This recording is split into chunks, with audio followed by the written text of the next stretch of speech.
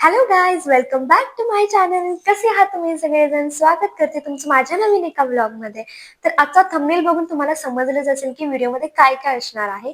Main म्हणजे resolution of 2026. मराठीत आपण म्हणतो की संकल्प, म्हणजे या वर्षी मी काय काय संकल्प करणार आहे हे. तर मी नोट डाऊन करून ठेवलेलं आहे. मला माहिती आहे की व्हिडिओ थोडासा लेट येतो आणि मी बनवताना पण रिझॉल्युशन खूप लेट बनवलेलं आहे. दरवर्षी माझं रिझॉल्युशन नसतं, गोल नसतं, काही नसतं. पण यावर्षी विचार केला की बनवूयात आणि याच्यावरती काम पण करूयात आणि ह्या सगळ्या गोष्टी हो देत पूर्ण असं वाटतंय. सो काय काय मी रिझॉल्युशन केलेलं आहे, म्हणजे काय काय लिहून ठेवलेलं आहे तुम्हाला व्हिडिओमध्ये समजेल पुढे. ही जी माझी नोटबुक आहे ना, याच्यामध्ये मी सगळं काही लिहिलेलं आहे आणि ही मी नवीनच घेतलेली आहे. खूप क्यूट अशी नोटबुक आहे बघा, ब्लॅक मध्ये आणि त्याचं हर्ट आहे. याच्यामध्ये रिझॉल्युशन सोडून मी भरपूर साऱ्या गोष्टी पण लिहिलेल्या आहेत, पण आपण फक्त रिझॉल्युशन बघणार आहे. हे बघा, एवढं जास्त मी लिहून ठेवलेलं आहे.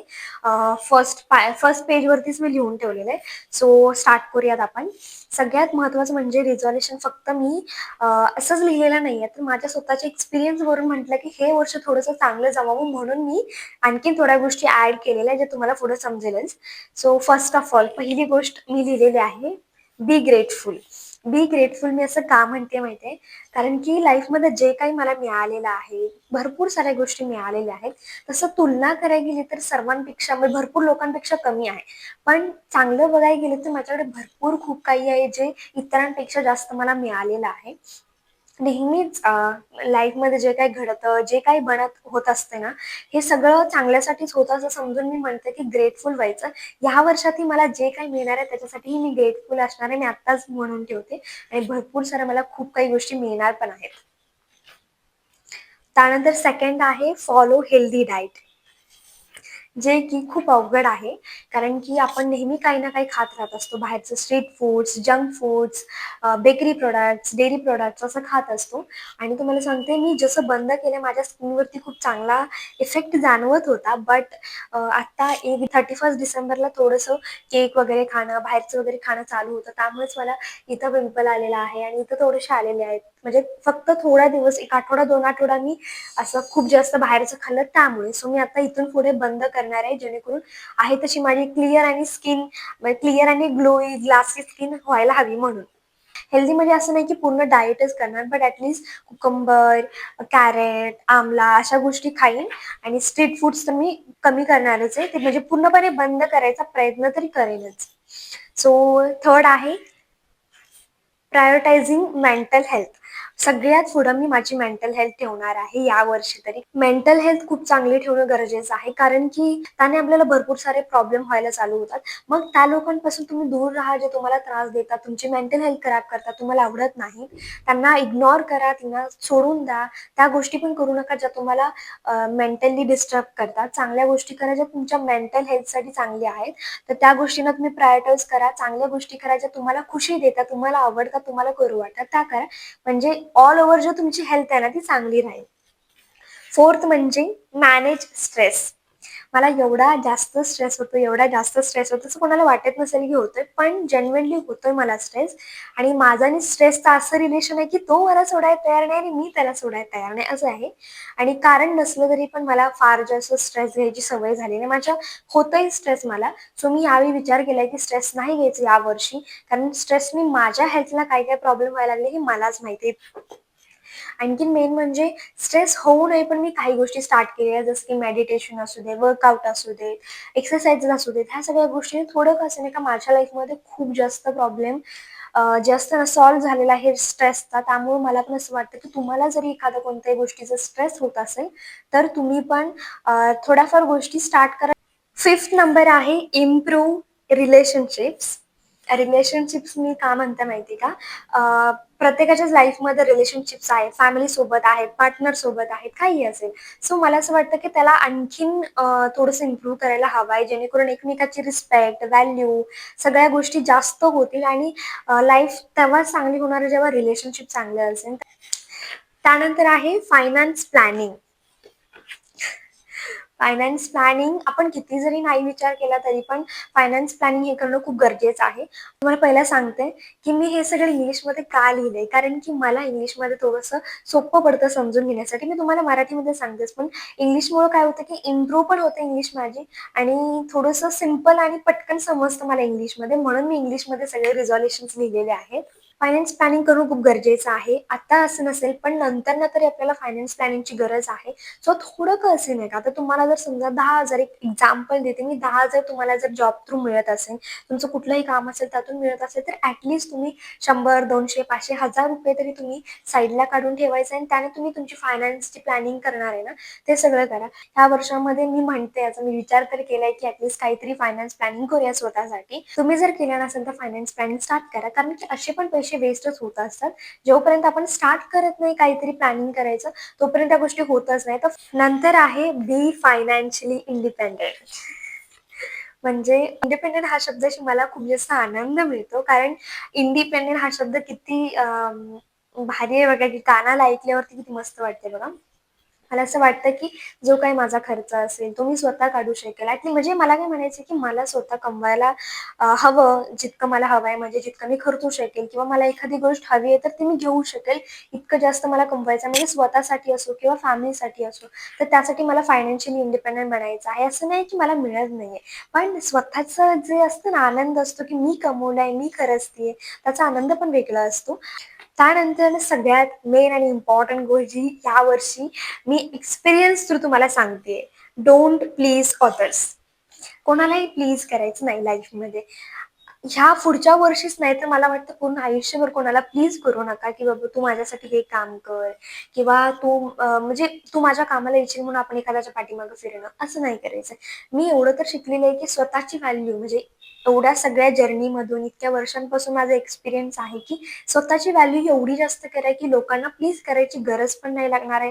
मेन म्हणजे तुम्हाला टाईम पण नाही मिळणार आहे. एवढं तुम्हाला स्वतःला ना इतकं बिझी ठेवायचं आहे, की इतरांना प्लीज करायला, इतरांच्या मागे फिरण्यासाठी, त्यांची कामं करायसाठी तुमच्याकडे टाईम पण नसायला हवा, तुमच्याकडे वेळ पण नको, तुम्हाला करायचंच नाहीये असं गोष्टी. प्लीज करणं, ओके? ती व्हॅल्यू स्वतःची एवढी वाढवा, की लोकं स्वतःहून तुमच्यापर्यंत येतील. तुम्हाला कोणाकडे जायची गरज नाही पडायला हवी. असं माझं वैयक्तिक म्हणणं आहे. नेक्स्ट. त्यानंतर आहे इम्प्रूव्ह युअरसेल्फ एव्हरी डे. बघा कसं आहे माहिती आहे का, एक्सपिरियन्स थ्रूच हे पण सांगते मी. पहिला जेव्हा मी व्लॉग स्टार्ट केले होते, मी हिंदीमध्ये स्टार्ट केलं होतं. जर कोणाला माहीत असेल, आधीचे कोणी ऑडियन्स असतील जे मला पहिल्यापासून बघतात, म्हणजे गेल्या 1 वर्षापासून किंवा तुम्ही आता जरी माझ्या Instaवरती जाऊन बघितलं एकदम शेवट आधीचा व्हिडिओ, तर मी हिंदीमध्ये व्हिडिओ स्टार्ट केले होते आणि तो जर व्हिडिओ तुम्ही बघितला आणि 7-8 व्हिडिओ नंतर मी मराठीवरती म्हणजे शिफ्ट झाले, मराठी व्हिडिओज बनवायला लागले. पहिला व्हिडिओ जर तुम्ही बघितला तर मी इतकं घाण बोलते, म्हणजे परफेक्ट काहीच नाहीये. एकदम वेगळी बोलते, एकदम म्हणतो ना, की काहीच मला येत नसल्यासारखं मी बोलते, कारण तेव्हा येतच नव्हतं आणि जोपर्यंत तुम्ही गोष्टी करणार नाहीत, इम्प्रूव्ह करणार नाही स्वतःमध्ये, तुम्हाला काहीच जमणार नाही. इव्हन लाँग व्हिडिओमध्ये पण मला बोलायला खूप जास्त प्रॉब्लेम होतो. शॉर्ट व्हिडिओमध्ये कसं मी 10 मिनिटात की नाही डायरेक्ट व्हॉईस ओव्हर केलं झालं, ते मला आता जमतं. पण आता ऑन कॅमेरा बोलायला मी हळू शिकतेय आणि एकदमच परफेक्ट बनणारच नाहीये किंवा पहिल्या दिवशीच मी असा विचार करेन, की मी परफेक्ट बनेल, तर असं पण होणार नाहीये. सो हळू करून काय करणार आहे, की थोडं स्वतःला इम्प्रूव्ह करत जायचं, जेणेकरून रिझल्ट जो आहे ना, तो व्यवस्थित आपल्याला दिसायला चालू होईल. नंतरचं आहे, की do workout, exercise and activities. आता ह्या किती इम्पॉर्टंट गोष्टी आहेत. आता हे मला वैयक्तिक सांगायची गरजच नाही. एक्सरसाइज करणं, वर्कआउट करणं भरपूर इम्पॉर्टंट गोष्टी आहेत. मला जी माझी बेली फॅट आहे ना, ती कमी करायची या वर्षामध्ये, म्हणूनच मी वर्कआउट स्टार्ट केलेलं आहे. आणि मेंटेन ठेवायचं आहे मला माझं वेट. त्यामुळे मेंटल स्ट्रेस पण तुमचा कमी होतो या गोष्टीमुळे. थोडंसं चांगलं आणि एनर्जेटिक फील पण होतं. तर तुम्ही जर वर्कआउट, एक्सरसाइज, योगा, जिम नाही करत आहे तर करा.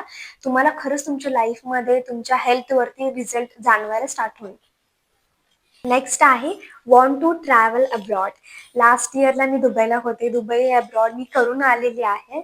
पण असा विचार आहे की ह्यावर्षी पण कुठेतरी जायला हवं. म्हणजे मी जाईलच. गॉड नोज, देवाला माहिती. पण विश करते जाऊ देत कुठेतरी, कारण भारी वाटतं बाहेरच्या देशामध्ये फिरायला वगैरे. ॲज अ ट्रिप म्हणून का असे नका, पण कुठेही मी यावर्षी असे नका जाईल असं मला वाटतं. जायला हवं. Okay. Next thing is by anything for myself. ह्या वर्षांमध्ये काही करून, कसंही करून का असेना, का मी स्वतःसाठी काहीतरी करणार आहे. करणार आहे म्हणजे मी काहीतरी घेणार आहे. ओके. मग त्यामध्ये मी स्वतःसाठी कोणती छोटीशी ज्वेलरी असू द्या किंवा काही इन्व्हेस्टमेंट करायची हां, स्वतःसाठी. मग माझ्या असतं ना, की 50,000चा डायसनच घेतला. असं 50,000चा नाही, बट कमी पैशामध्ये एवढी काही मी जास्त काही कमवत नाहीये. पण ॲट या वर्षांमध्ये काहीतरी मी स्वतःसाठी इन्व्हेस्टमेंट करेल, स्वतःसाठी करेल असं मला वाटतं. काहीही असू द्या, ज्वेलरी असू द्या किंवा मेकअप प्रॉडक्टमध्ये असू द्या, हेअर स्टायलिंगमध्ये प्रॉडक्ट असू द्या, व्हेइकल असू द्या. छोटी गोष्ट, आता एवढी जास्त मोठी गोष्ट तर आपण नाही करू शकत, पण छोटी गोष्ट का असेना का करेन मी. असं मी विचार केलेला आहे. ओके. नेक्स्ट आहे कटिंग ऑफ टॉक्सिक पीपल्स. किती महत्वाचा रिझॉल्यूशन पॉइंट आहे हे तुम्हाला सगळ्यांना माहिती आहे. टॉक्सिक पीपल प्रत्येकाच्या लाईफमध्ये आहेत. प्रत्येकाच्याच आहेत आणि जो काही पुढे जात असतात त्यांच्या लाईफमध्ये तर एवढे जास्त आहेत आणि ते बाहेरचे लांबचे नसतात, आपल्या घरातले जवळचे रिलेटिव्हच असतात, ज्यांना आपलं बघवत नसतं. ओके. मग त्यामुळेच ते असं असतं की ते आपल्याला मागे वळायचा वगैरे प्रयत्न करत असतात. मी फॅक्ट आहे सांगते, आजपर्यंत जी लोकं खूप जास्त मोठी झालेली आहेत, ओके. जे खरंच सक्सेस झालेले आहेत आपल्या लाईफमध्ये आणि त्यांच्या लाईफमध्ये सगळं अचीव्ह केलेलं आहे. ते पण कधीतरी स्ट्रगल करत असतात आणि त्यांच्या लाईफमध्ये एवढी लोकं असतात, की त्यांनी मागे वळायचा प्रयत्न केलेला असतो. इकडून-तिकडून ते जे काम करतात त्याला बंद करायचं काम करायचं. म्हणजे कसं का असेना का त्याला डिमोटिव्हेट करायचा हा प्रयत्न प्रत्येक व्यक्तीनं प्रत्येकाच्या लाईफमध्ये म्हणजे जे टॉक्सिक पीपल असतात ते त्यांच्या लाईफमध्ये करत असतात. सक्सेस झालेल्या लोकांचं एवढं खासियत असतं, की जेव्हा ते स्ट्रगल करत असतात त्यांच्या लाईफमध्ये पण टॉक्सिक पीपल असतात, जे त्यांना मागं वळायचा, डिमोटिव्हेट करायचा वगैरे प्रयत्न करत असतात. मग ती लोकांकडे ते काय करतात लक्ष देत नाहीत. काय करतात सोडून देतात. ते काय म्हणतात, की मी काही बोलत नाही. तर माझी जी हार्डवर्क आहे, मी जे करतोय ना तेच त्यांना वेळ आल्यावरती जे असतं ना दाखवून देईल, की मी काय करतोय, काय नाही. आणि जेव्हा ते लोकं सक्सेस होतात, तेव्हा तीच जी टॉक्सिक लोकं असतात ना, त्याच्या मागं त्याला डिमोटिव्हेट करायला असतात, तीच लोकं त्याच्या मागे जातात आणि म्हणतात, "आमचं हे काम करून दे, आमचं हे करून दे." हा म्हणजे जो सक्सेस झालेला व्यक्ती आहे, तो कधी विसरत नाही. पण ही लोकं मागे येतात. कारण तो एवढा सक्सेस झालेला असतो, एवढा त्याने स्ट्रगल केलेलं असतं, की आता ते मागचे ते टॉक्सिक पीपल्स आहेत, ते काही बोलतच नाही.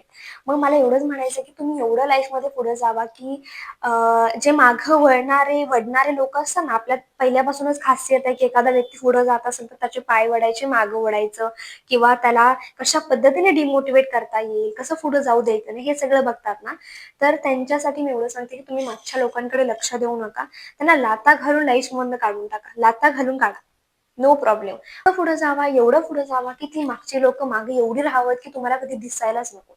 त्यांचा एक शब्द, त्यांचं बोललेलं तुमच्यापर्यंत पोहोचायलाच नको. इतकं पुढे जावा, इतकं पुढे जावा आणि इतकं सक्सेस तुम्ही मिळवा तुमच्या लाईफमध्ये. एवढं स्ट्रगल पण करा, हार्डवर्क करा आणि ज्यांच्या मनामध्ये असतं रिअली की मी काहीतरी करून दाखवणार आहे, ते डेफिनेटली करून दाखवतातच आणि आय होप की तुमची सगळ्यांचे जे काही ड्रीम्स असतील, इच्छा असतील, त्या सगळ्या पूर्ण होऊ देत अँड जे काही टॉक्सिक पीपल असतात त्यांना त्यांच्या लाईफमध्ये काढून टाका. हे वर्ष आपलं चांगलं जावावं, आनंदाने जावावं, मनासारखं व्हावं, सगळे ड्रीम्स पूर्ण व्हाव्या म्हणून जे मागं ओढणारी लोकं आहेत त्यांना लांब काढून टाका आणि ज्या काही तुमच्या इच्छा आहेत, आता तुमची काही इच्छा असू दे, तुम्हाला काही बनवायचं आहे, लाईफमध्ये काही करायचं आहे, की एखादा जॉब करायचा, हे करायचं, तुमची हॉबीज फॉलो करायचे आहेत, तर ते सगळं करा. लोकांचा विचार करू नका. जेव्हा तुम्ही सक्सेस होणार ती लोकं झक मारून मागे येतात. हे रिअल फॅक्ट आहे. सो तुम्ही काय करायचंय, की तुमच्या कामावरती तुमच्यावरती लक्ष द्या. तुम्ही सक्सेस मिळवण्यासाठी हार्डवर्क करा, काम करा आणि सगळ्यात इम्पोर्टंट आहे, की विचार करू नका, की मी उद्या करेल, परवा करेल. हे टाईम आहे, की तुम्ही आता स्टार्ट करायचं. स्टार्ट केल्यावरतीच हळू गोष्टी होतात. बिना स्टार्ट करता काही होत नाही आणि सोडून द्या त्या लोकांना. त्यानंतरनं माझं रेझोल्यूशन आहे, की reach 50K followers on Insta. तर आता मी एका वर्षामध्ये जवळपास 19,000 फॉलोवर्स माझ्याशी जुडलेले आहेत. Thank so much. त्यामधलं कोणी माझे व्हिडिओज बघत असतील तर. तर थँक सो मच. आणि जसं तुम्ही Instaवरती सपोर्ट करता तसं YouTubeवरती पण करा. अजूनही तुम्ही सबस्क्राईब नाही केलं तर सबस्क्राईब करून घ्या. लास्ट इयरला आपण 19,000 फॉलोवर्सना सोबत घेतलेल्या म्हणजे आपल्या फॅमिलीमध्ये ॲड केलेला आहे. आय होप की ह्या जे वर्ष असणार आहे 2026 त्यामध्ये ॲटलीस्ट आपण 50K फॉलोवर्स ऑडियन्स जी आहे ती आपल्या फॅमिली मेंबरमध्ये ॲड करू शकेल. तसंच मी म्हणते की ॲटलीस्ट 10K सबस्क्रायबर्स माझ्या YouTubeवरती व्हावं आणि माझं चॅनल जे आहे ते मॉनिटाईज व्हावं. हे माझे गोल्स पण आहे आणि इव्हन माझं रिझॉल्यूशन पण आहे. सो ह्या सगळ्या गोष्टींवरती मी हळूहळू काम करणार आहे. डेली हे रीड करेल आणि ह्या सगळ्या गोष्टी माझ्या लाईफमध्ये इम्पॅक्ट करेल सगळ्या गोष्टी आणि लाईफ चांगली जाईल असं वाटतंय. Hope so. आता ह्यातल्या किती गोष्टी मी किती दिवस पाळणार आहे हे तर बिलकुल माहित नाहीये मला. पण ॲटलीस्ट मी ट्राय तर करणार आहे. आणि सगळ्यात इम्पॉर्टंट म्हणजे शेवटला मी 2 लाईन लिहिलेल्या आहेत, ज्या मी तुम्हाला दाखवते. दिसतात का? आय थिंक उलटं दिसत असेल. Be confident and get what you want because you deserve everything. छोट्या छोट्या कोट्स असतात ना, त्या आपल्या लाईफमध्ये ठेवायच्या. म्हणायचं की जे असतं ना मॅनिफेस्टेशन, हे करायचं. बी कॉन्फिडंट, कॉन्फिडंट राहायचं वर्षभर, कुठेही थांबायचं नाहीये. नेहमी काही ना काही करत राहायचं आहे, स्वतःमध्ये इम्प्रूव्हमेंट करत राहायचं आहे. या सगळ्या गोष्टी करायच्या. मेन म्हणजे कॉन्फिडंट राहा, तरच अपॉर्च्युनिटीज तुमच्याकडे येतील नवीन नवीन आणि तुम्ही ते सगळं मिळवा जे तुम्हाला हवंय, कारण की तुम्ही त्या गोष्टी डिझर्व करता. तुम्ही का नाही डिझर्व करणार? तुम्ही मेहनत करताय, स्ट्रगल करताय, तुम्ही विचार करताय, सगळ्या गोष्टी तुम्ही करताय ना, तर तुम्ही तुमच्या सक्सेसला डिझर्व करता. सो स्टार्ट करा. अजूनही तुम्ही स्टार्ट केलं नसेल कोणतीही गोष्ट. अँड कसा वाटल्या माझे रिझॉल्युशन्स हे पण तुम्ही मला कमेंटमध्ये सांगा. अँड नवीन वर्षाच्या खूप खूप शुभेच्छा. चांगलं वर्ष जाऊन देत, आनंदाचं जाऊन देत. अँड आणि काय नाही. लाईक, शेअर, कमेंट, सबस्क्राईब करा. अँड अजूनही फॉलो नाही केलेला आहे इन्स्टावरती, नाही सबस्क्राईब केलेलं तर प्लीज सबस्क्राईब करून घ्या. कारण की हा आपला न्यू इयरचा फर्स्ट व्हिडिओ होता, म्हणजे नवीन वर्ष चालू झालेल्याचा पहिला व्हिडिओ. सो ह्या वर्षांमध्ये मी भरपूर सारे व्हिडिओज बनवणार आहे, तुम्ही टेन्शन घेऊ नका. आणि लवकरच आपण एक सिरीज चालू करणार आहोत, ज्याबद्दल मी तुम्हाला थोड्या दिवसानंतर सांगणार आहे. सो व्हिडिओ कसा वाटला हे पण मला नक्की सांगा. आपण भेटू नेक्स्ट ब्लॉगमध्ये. तोपर्यंत बाय.